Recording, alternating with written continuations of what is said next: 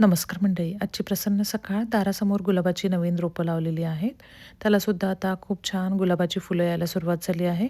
बाहेरचं वातावरण तर खरंच खूप छान झालेलं आहे. हा व्हिडिओ चतुर्थीच्या दिवशीचा आहे.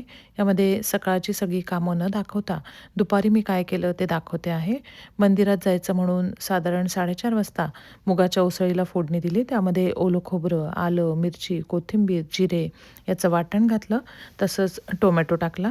कांदा लसूण न घालता अशा प्रकारे खूप छान मुगाची उसळ तयार केली.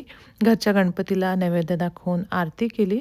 त्यानंतर प्रसाद, देवीला ओटी, फळं, फुलं आणि उसळ हे सगळं घेऊन आई, मी आणि मिस्टर 6:30 वाजता मंदिरात जाण्यासाठी निघालो.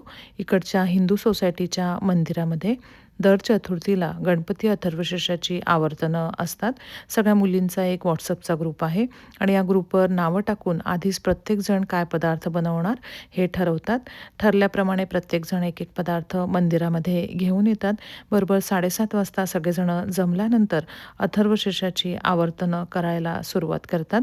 तिथे गुरुजी पण असतात आणि अथर्वशीर्षाची आवर्तनं झाल्यानंतर मग गुरुजी गणपती बाप्पाला नैवेद्य दाखवतात. नैवेद्य दाखवल्यानंतर सगळे मिळून आरती होते. खूप छान आणि प्रसन्न असं वातावरण इथे वाटतं. अगदी भारतात आल्यासारखंच या मंदिरात आल्यानंतर वाटतं.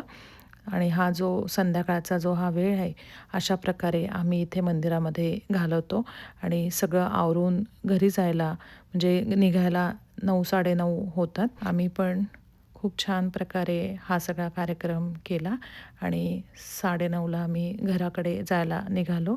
अशा प्रकारे चतुर्थीचा दिवस आमचा खूप छान झालेला आहे. धन्यवाद.